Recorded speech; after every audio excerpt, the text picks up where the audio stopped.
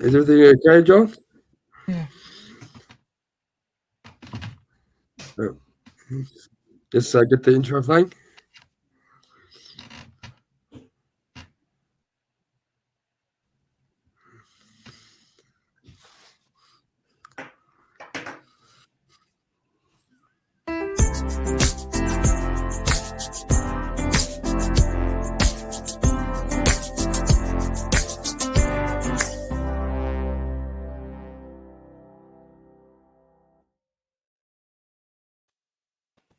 Hello, everyone, and welcome to CripChat, your weekly podcast on everything disability. So, with me, John, David, myself, and a very guest. We have with us Ross Joyce. How's it going, Ross? Good, thanks, Ibby. Good to be on. All good. Thank you, Josh. So, Ross, before we get into our topic on the Disability Royal Commission, tell us a bit about yourself. Yeah, look, I'm the Chief Executive Officer. Sorry, Ross. Yep, go ahead. I'm the Chief Executive Officer of the Australian Federation of Disability Organisations. We're a disabled people's organisation, and we represent nationally people with disability right across Australia. And we have a proud 40-member organisation group that is underpinning us. So our opinions count from not only those with specific disabilities, but also from the cross-disability area as well. Cool. Interesting. Welcome, Ross. Welcome once again. So tell us more about the role they do at the Australian Federation Disability Organisation. Yeah, sure. As I mentioned, we do systemic advocacy. That's advocacy and policy work. We work at a systems level, so we work predominantly with the federal government and federal government departments in looking at what they're doing in terms of policy. We may be putting in submissions. We may be providing advice on government initiatives that they want to put forward. And obviously we look at any policy or legislative changes that they may be wanting to do that are going to obviously impact in many, many ways on people with disabilities. So it cuts across a whole range of areas. We probably cover most of the government departments, but particularly we do a lot of work through the Department of Social Services.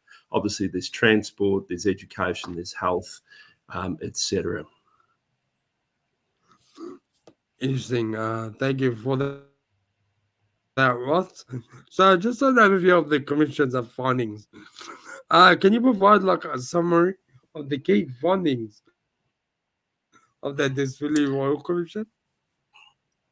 Yeah, sure. Look, there were quite a lot. There were 222 recommendations, and they covered a wide span of areas, which was good for us to see after 4.5 years of having the Royal Commission. So it was good to get into and look at, well, what are the commissioners actually recommending and saying out of all of that?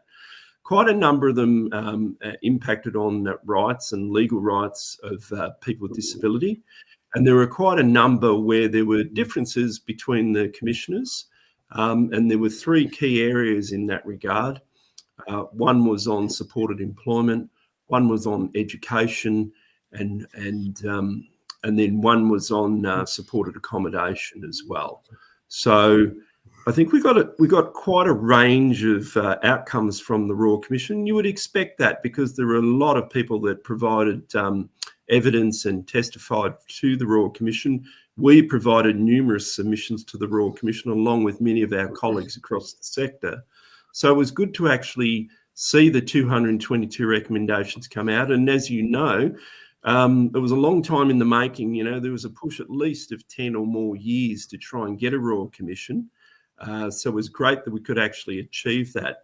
I suppose having looked at where we've gone with the recommendations, the work is now in front of us, though, to make sure that we do get those recommendations implemented. And now I suppose that's the challenge in where we are today, is looking at, well, it's the Albanese government, the federal government, that's responsible for the Royal Commission in the end. They weren't in government when it came into operation, but they were certainly in government when it was reporting on that. So now we want to try and see where we're going with the outcomes from that Royal Commission. Interesting you say that. Sorry, yeah, go ahead, John. Okay, sorry about that. Yeah, look, it's interesting. Yes, go ahead, John. Sorry. So, what was your initial reaction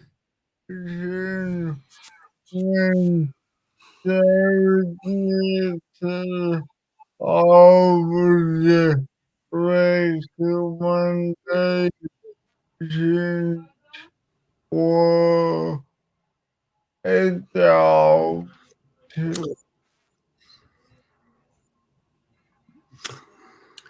Yeah. Yeah, good question about So, how they what was the initial about. reaction? Sorry, Evie. No, go ahead. Sorry. No, I was going to say a good question there was about how did the Commission gather and analyse the data to come up with all those findings? Well, as we said, it was over 4.5 years. There were thousands of testimonies provided to the Commission. The Commission undertook a wide range of hearings right around the country, which was good, which allowed people with disability, their families and others and organisations such as ours to be able to get in there and provide quality evidence and quality documentation that they could then gather and analyse, which they did do. They spent a lot of time analysing that. They produced a number of interim reports as well over that 4.5 years. We obviously had the interruption, as we all did with our lives, with COVID, interrupting the Commission's work. But in good news, the Commission was actually extended by the federal government for a longer period to allow for that.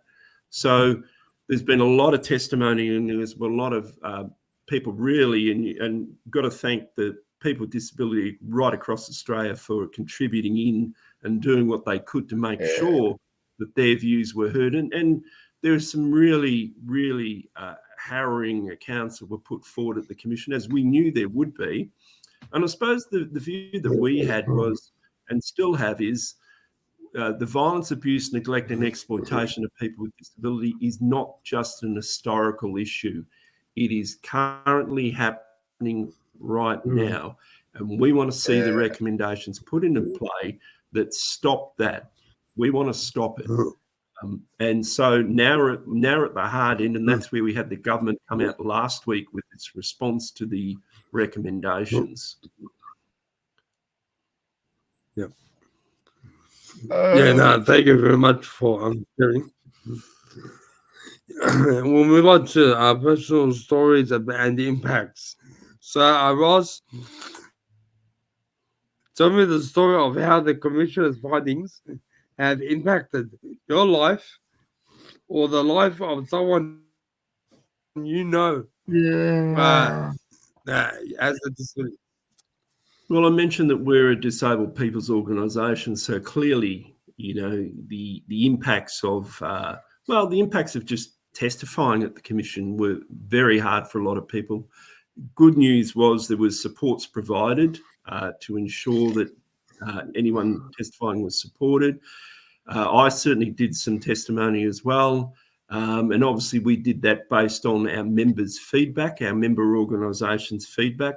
But, you know, I've got to say, really proud of the amount of people with disability and their families also that got forward and testified, because without shining a light on these issues for people with disability, the violence, the abuse, the neglect and the exploitation, the rest of the community who aren't involved wouldn't understand that. So I think from that point of view, it's been really good in being able to communicate those solid stories and the grief, the anguish, the hurt, and that's deep for a lot of people, and that still is happening, as I said. And so I think it was a great opportunity. And if you go back over some of the testimony, you know, seriously, you're just appalled and quite ashamed of the way things can be allowed to still run across Australia and still impact for people with disability and their families. But it's usually the person with disability that's copying it.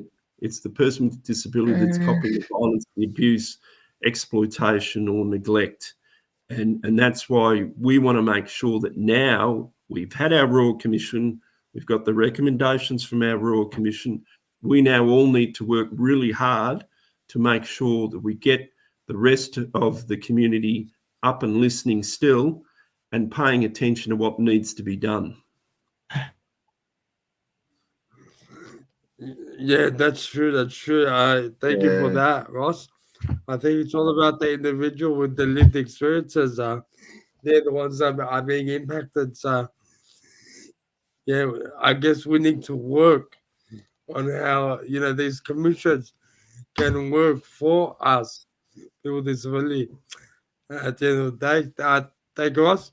And Ross, is the work continues that these stories are not shared in vain, and that we have to the attention of the general public.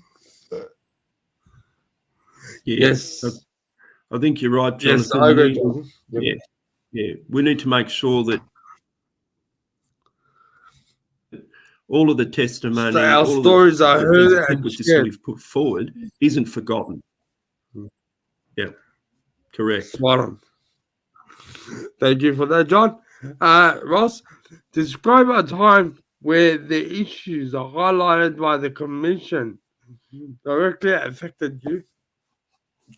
Right, yeah, thanks. I think quite a number of the stories were very harrowing. And as I said, it was incredible that quite a number of people with disability would go forward and tell those stories. And clearly it was not only distressing for them to, in some ways, relive what they'd been through, but, really important for all of us to hear that as well and learn firsthand what the experiences have been and still are. I mentioned at the beginning, we're not talking just historical abuse, neglect, exploitation, and violence. We're talking about it still happening now. And, that's quite a shame for all of us, no matter where we are, to understand that. And I think those stories that came forward really highlight the deep issues that are still there and quite a range of areas where we need to address that. And it cuts right across community. It's not just one area. It's not just one place. It's not just in supported accommodation. It cuts right across the community of Australia, no matter where you are, whether you're in metro, whether you're in regional, whether you're in rural, whether you're in rural remote. It's happening and it's there. So I was quite impacted by a lot of the stories. Yeah. Now, this is why it's important for individuals to advocate for themselves and for their community. Be the voice, be the leader. Create change for the better. So we'll move on to the recommendations and reactions. So Ross, how do you feel about the recommendations? Well, like all of us across the made by sector, the DRC? Yeah, like all of us across the sector, I mean, we're fairly disappointed by the government's response. We made that pretty clear on the day, and cross interviews. I did quite a number of interviews over the 2 days and beyond, and I still did some more even this week, just to highlight that, coming out, there's 222 recommendations. The government sort of said they've got direct responsibility for 84. They only came out and accepted 13 out of the 222 recommendations. There's quite a number that they said that They approve in principle or agree in principle. And then there are a number that were really disappointing that we saw where they only noted them as well. And I'll give you an example of one of those. One of those was recommendation 5.6 from the Royal Commission, and that was establishing a Department of Disability Equality and Inclusion, and the key one for us was appointing a new Minister for Disability Inclusion.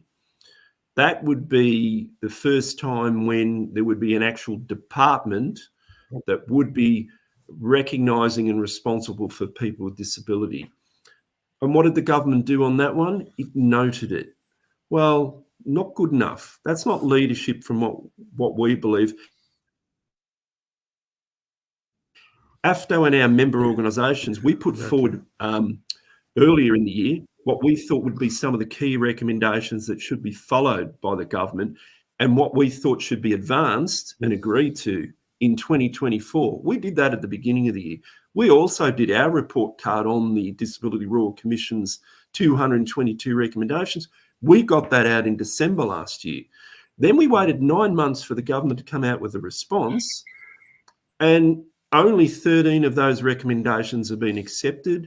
And there's about another 130 or something that they've said accept in principle.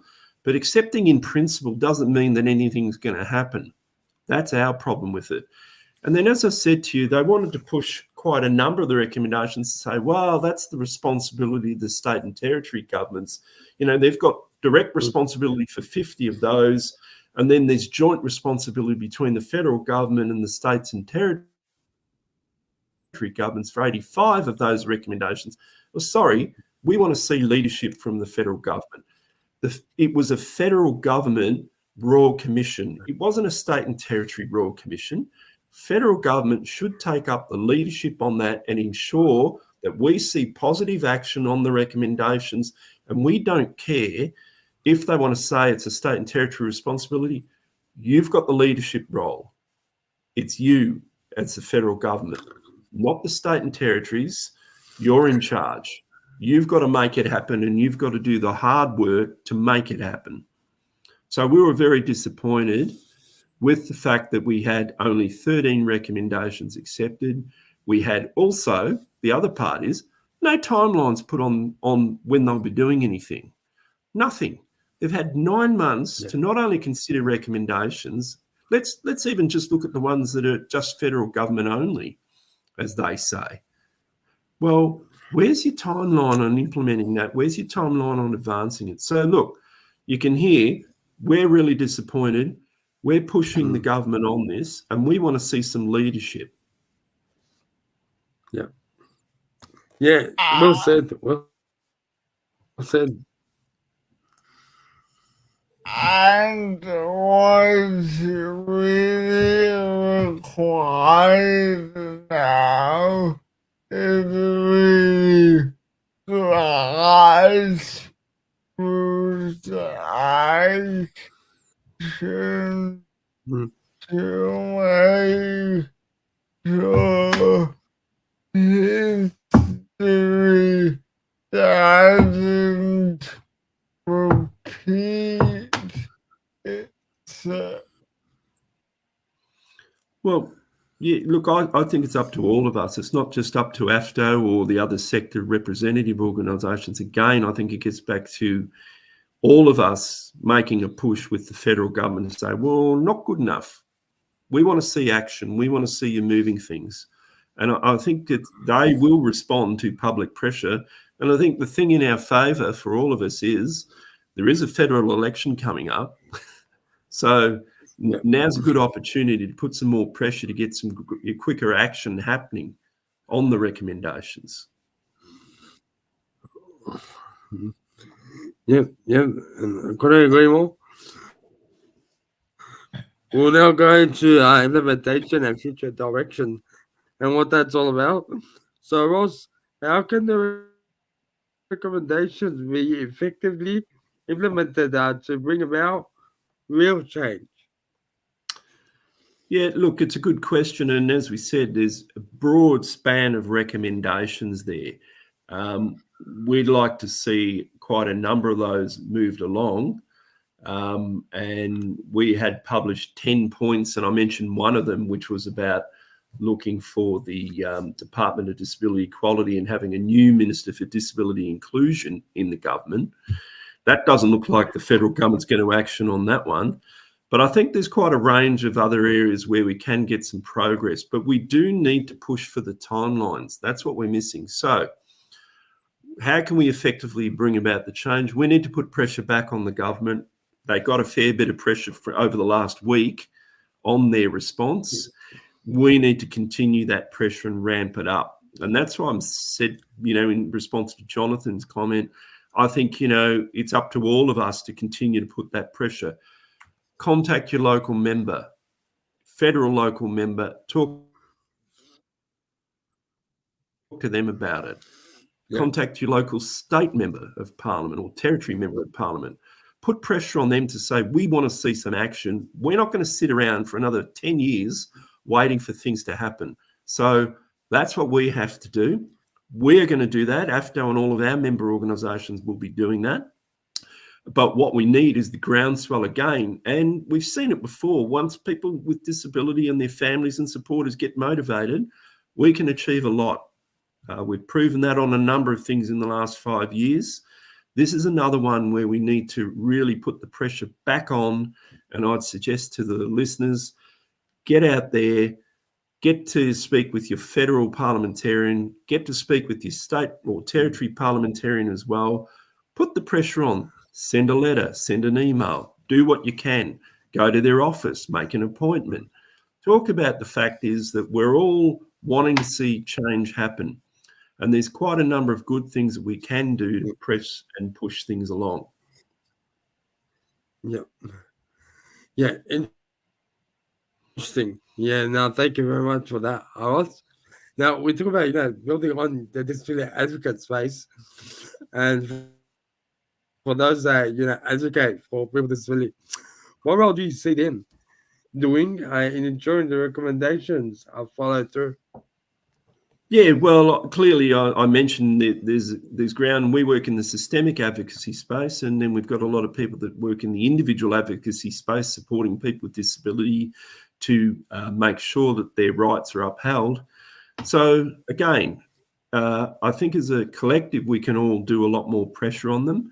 From our point of view, from systemic advocacy, we're back starting working strongly again to make sure that we get some leadership from the federal government, that we get some timelines on when they're going to be looking at putting these ones that they've agreed in principle, or what does that mean, and when are we going to see something there? And for the 13 that they've accepted, what's the timeline on that? When are we going to see some action on those? So again, we've got to keep the pressure up from the advocacy space to make sure that things don't just slide along and don't get gazumped because there's a federal election coming up, either, probably early in the new year. We don't want to see that stopping things. Traditionally, though, as you would probably know, when there's a federal election looming, government tends to slow down on what it's going to do with any of the reform stuff whilst it fights for its re-election.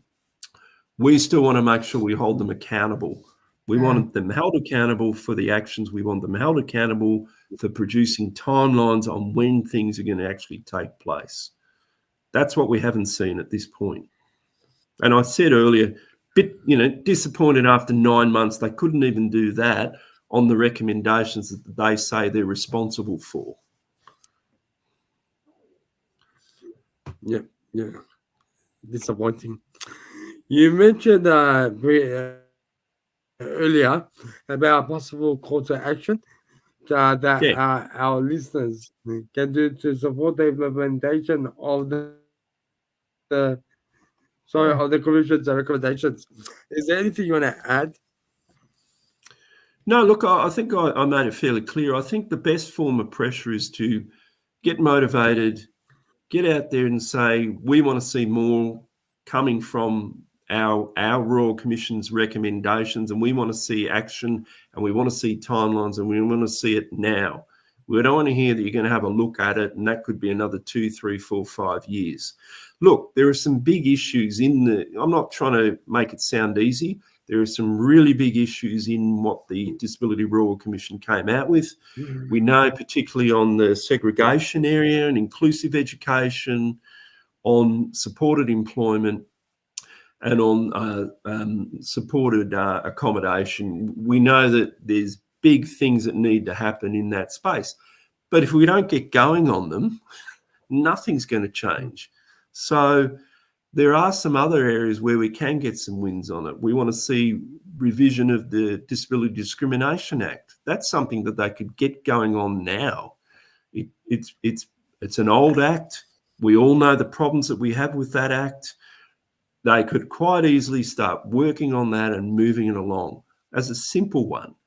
Now, there's a lot of other ones where they could move on things as well and move quickly on them. The 13 recommendations. I just Sorry, Jonathan. want to see momentum toward the disability rights act to give tangible outcome.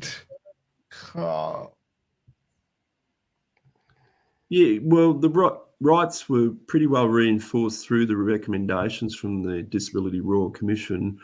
And they came out with, as we know, they were suggesting that there's a Disability Rights Act, where we were supportive up until then. We were very supportive of the push by the Australian Human Rights Commission to have a Human Rights Act for Australia. We still are, but we're discussing that with our member organisations because the fact that we weren't probably as aware at that point how advanced that is in terms of getting that forward, whereas a Disability Rights Act is at the very beginning and would take a number of years to get to the same scope and point as to where the Australian Human Rights Act is at this stage. Now, we don't have either in, but I'd just say that from our perspective at the moment, we just had Disability Rights Commissioner Rosemary KS at our member forum this week, who was obviously quite strong about the need for a Australian Human Rights Act, because that would encompass everybody and it wouldn't just distinguish people with disability. It would encompass their rights, our rights, make sure that they're considered as part of a total inclusive society in terms of the Rights Act. So I think that's another big one that we would like to see moving along. And if we can't get the Australian Human Rights Act through, then clearly Disability Rights Act would be right on the top of the agenda for us to get through as well. Yeah, thank you for that, Alice. I got David with me on the phone. David, did you want to ask a question? Well, has it been implemented at all yet? Have any of the new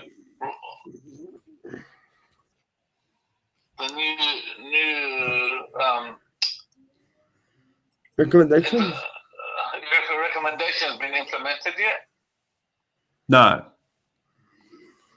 David. None of the recommendations have been implemented yet. We waited 9 months for the federal government to tell us what their position was on the recommendations. They came out with that last Wednesday last week, and as I indicated earlier, the whole sector and people with disability were pretty disappointed at what we saw as a fairly lacklustre response, and one that didn't provide an adoption of most of the recommendations. There were only 13 that they agreed with. Now, having agreed with them, that's our problem, is we don't have a timeline on what they're going to do about that. That wasn't announced last week. So the 13 even that they've agreed on, there's no timeline on when they're putting them into operation. And then there's all the rest, the whole rest of the 222 recommendations, less the 13. There's no progress on those at this stage. So we're still waiting to see action. And that's I suppose, the disappointing part for all of us. We want to see some action. We want to see the timelines, and we want to know when. So they want to include us, but they don't want to get our recommendations. What do you mean by that? Well, with the disability, if they ask us what is good for us and what they think we can help us, then work with us. Yeah, couldn't agree more, We'll meet Dave. you halfway. Yeah, that's right. We're more than happy to work and continue working on it. But they also need to actually be putting forward some actions on what are they going to do, and that's what we want to work with them on.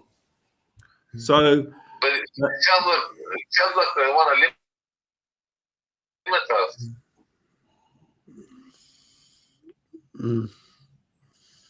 Yeah, look, I think there's goodwill from the government to work with us, but we've waited so long to hear what they're proposing to do with the recommendations, and so our frustration is, well, we thought if you're going to only do that, you could have done that earlier than taking 9 months, to be quite honest.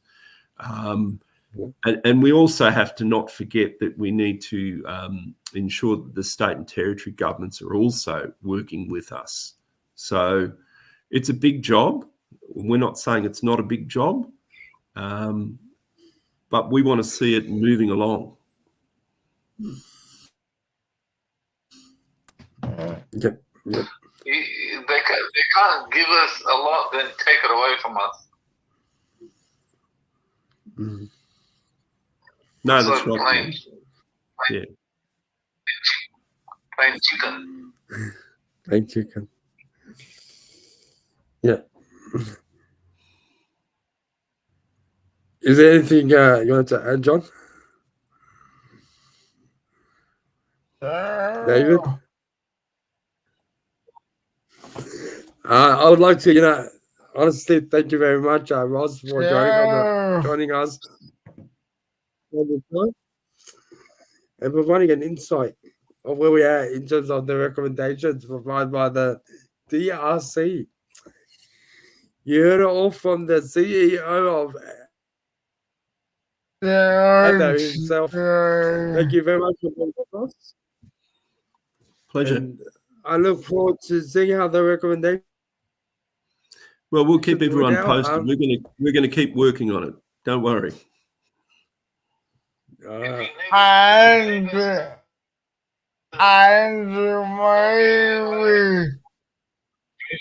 maybe later on down the track we can have a round table discussion.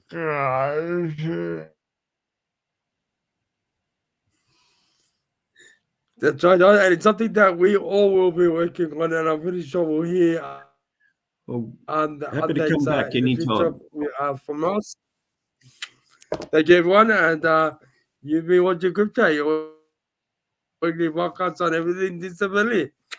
Join us next week as we talk about more things disability related. Goodbye for now.